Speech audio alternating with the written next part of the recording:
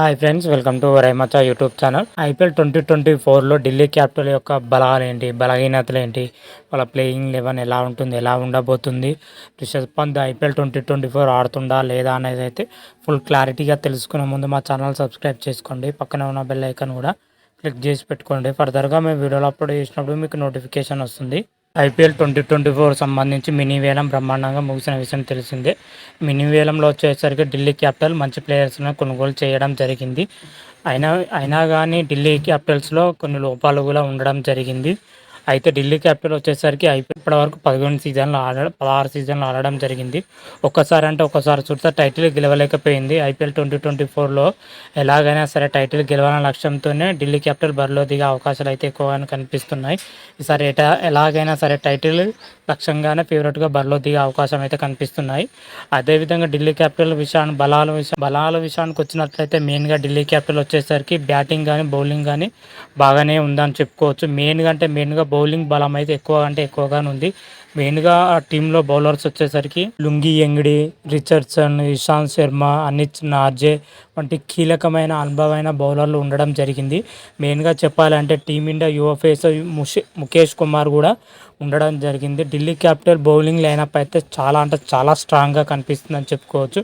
అదేవిధంగా బ్యాటింగ్లో చూసుకుంటే opener David Warner and Prithvi Shah full స్ట్రాంగ్గా కనిపిస్తున్నారు. అదేవిధంగా power heater Australia Mitchell Marsh కూడా ఫుల్ ఫామ్లో ఉన్న వీళ్ళు ముగ్గురు ప్లేయర్లు ప్రజెంట్ మాత్రం అయితే ఫుల్ ఫామ్లో కొనసాగుతున్నారు.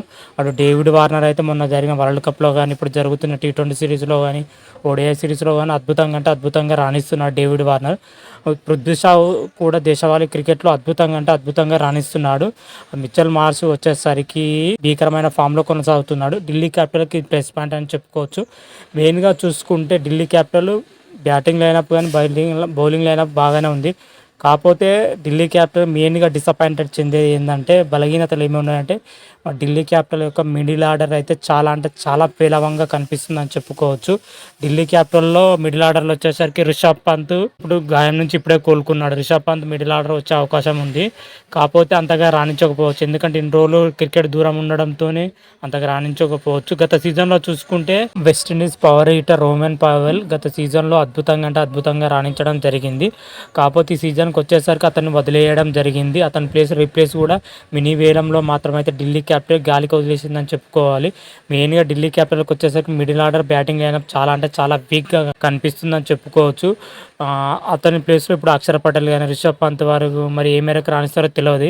ఫినిషర్గా లేరు. అదేవిధంగా మిడిల్ ఆర్డర్ పేలవంగా కనిపిస్తుంది ప్రజెంట్ అయితే ఢిల్లీ క్యాపిటల్ వచ్చేసరికి. మరి మిడిల్ ఆర్డర్లో వచ్చేసరికి మరి మెయిన్గా మనం మిడిల్ ఆర్డర్ చూసుకుంటే ఢిల్లీ క్యాపిటల్ కానీ రిషబ్ పంత్ కానీ హరీ బ్రూక్స్ కానీ అక్షర్ పటేల్ కానీ లలిత్ యాదవ్ మెయిన్గా ఢిల్లీ క్యాపిటల్ యొక్క మిడిల్ ఆర్డర్ ఈ విధంగా ఉంది. హరీ బ్రూక్స్ గత సీజన్లో ఏమాత్రం రాణించలేదు. అక్షర్ పటేల్ పర్వాలేదు అనిపిస్తున్నా కానీ అద్భుతమైన ఇన్నింగ్స్ ఆడతట్టు కనిపించట్లేదు ప్రజెంట్ జరుగుతున్న సిరీస్లో. కానీ బౌలింగ్లో అక్షర్ పటేల్ అద్భుతంగా రాణిస్తున్నారు. కాకపోతే బ్యాటింగ్లో ఆశించిన తగ్గట్టే రాణిస్తలేడు ప్రజెంట్ అయితే. లలిత్ యాదవ్ అయితే ప్రజెంట్ దేశవాళ్ళకి ఆ మాత్రం అయితే రాణించట్లేదు. మొత్తంగా మిడిల్ ఆర్డర్లో మాత్రం అయితే మన ఢిల్లీ క్యాపిటల్కి అంటే చాలా దారుణంగా ఉందని చెప్పుకోవచ్చు. అదేవిధంగా టాప్ ఆర్డర్ చూసుకుంటే చాలా స్ట్రాంగ్గా ఉంది. మిడిల్ ఆర్డర్ అంత లోయగా. టాప్ ఆర్డర్లో మాత్రం పృథ్వీ షా కానీ డేవిడ్ వార్నర్ కానీ మిచెల్ మార్ష్ కానీ టాప్ ఆర్డర్ చాలా స్ట్రాంగ్గా కనిపిస్తుంది. మిడిల్ ఆర్డర్ ఒకటి బెనిఫిట్ చేసుకుంటే మాత్రమే ఢిల్లీ క్యాపిటల్కి తిరిగి ఉండదు. అదేవిధంగా బౌలింగ్ విషయానికి వచ్చినట్లయితే ముఖేష్ కుమార్ కానీ కుల్దీప్ యాదవ్ కానీ లుంగి ఎంగ్డీ కానీ ఖలీల్ అహ్మద్ కానీ ఇషాంత్ శర్మ కానీ ఫుల్ స్ట్రాంగ్గా కనపడుతుంది. మరి చూడాలి ఐపీఎల్ 2024లో ఢిల్లీ క్యాపిటల్ మరి మిడిల్ ఆర్డర్కు ఎట్లా భర్తీ చేస్తుందో చూడాలి. ఐపీఎల్ 2024 ఎలా ఆడుతుందో, ఏ విధంగా ఆడుతుందో చూడాలి. మరి ఐపీఎల్ 2024లో మన ఢిల్లీ క్యాపిటల్ యొక్క ప్లేయింగ్ లెవెల్ ఎలా ఉండబోతుంది అనేది ఇప్పుడు మనం చూద్దాం. ఓపెనర్లుగా వచ్చేసరికి Prithvi Shah and David Warner opening చేయనున్నారు. వన్ డౌన్గా వచ్చేసరికి మిచెల్ మార్ష్ రానున్నాడు. మిడిల్ ఆర్డర్లో మెయిన్గా వచ్చేసరికి రిషబ్ పంత్, హరీ బ్రూక్స్, అక్షర్ పటేల్, లలిత్ యాదవ్ మిడిల్ ఆర్డర్లో రానున్నారు. అదేవిధంగా స్పెషలిస్ట్ స్పిన్నర్గా కుల్దీప్ యాదవ్ ఎలాగో కొనసాగుతాడు. పేస్ విభాగానికి వచ్చినట్లయితే పేస్ విభాగం మెయిన్గా ముఖేష్ కుమార్, ఖలీల్ అహ్మద్, ఎంగ్డీ కానీ ఇషాంత్ శర్మ కానీ. పేస్ బౌలింగ్ అయితే చాలా స్ట్రాంగ్గా ఉంది. బ్యాకప్ ప్లేయర్ కూడా ఉండడం జరిగింది. మొత్తం మీదుగా చూసుకుంటే ప్లేయింగ్ 11 మాత్రమైతే ఈ విధంగా ఉంటుంది. మరి రిషబ్ పంత్ ఆడడా అంటే ఐపీఎల్ 2024 వచ్చేసరికి రిషబ్ పంత్ ఖచ్చితంగా ఆడుతున్నాడు. ప్రజెంట్ అతను ప్రాక్టీస్ చేస్తున్న వీడియోలు కూడా సోషల్ మీడియాలో తెగ వైరల్ అవుతున్నాయి. దీన్ని బట్టి చూస్తే ఐపీఎల్ 2024లో రిషబ్ పంత్ 100% కన్ఫామ్గా ఆడుతాడు. మరి ఆడితే కెప్టెన్సీ ఇస్తారా ఇయ్యరా అనేది అయితే చూడాలి. అతని పర్ఫార్మెన్స్ బాగుండి హెల్త్ కండిషన్ ఓకే ఉంటే మాత్రమైతే కెప్టెన్సీ ఇస్తారు. ఒకవేళ హెల్త్ కండిషన్ బాగాలేకపోతే మాత్రమైతే డేవిడ్ వార్నర్ యథావిధిగా కెప్టెన్సీగా కొనసాగుతారు. మరి చూద్దాం ఐపీఎల్ 2024లో మరి ఢిల్లీ క్యాపిటల్ జట్టు ఏ విధంగా ఆడుతుంది, ఎలా ఆడుతుంది అనేది మనం ఆ రోజు రివ్యూలో తెలుసుకుందాం. అంతవరకు మీకు ఈ వీడియో కానీ నచ్చినట్టయితే లైక్ చేయండి, షేర్ చేయండి. మరిన్ని వీడియోల కోసం మా ఛానల్ సబ్స్క్రైబ్ చేసుకోండి. పక్కన ఉన్న బెల్ ఐకాన్ కూడా క్లిక్ చేసి పెట్టుకోండి.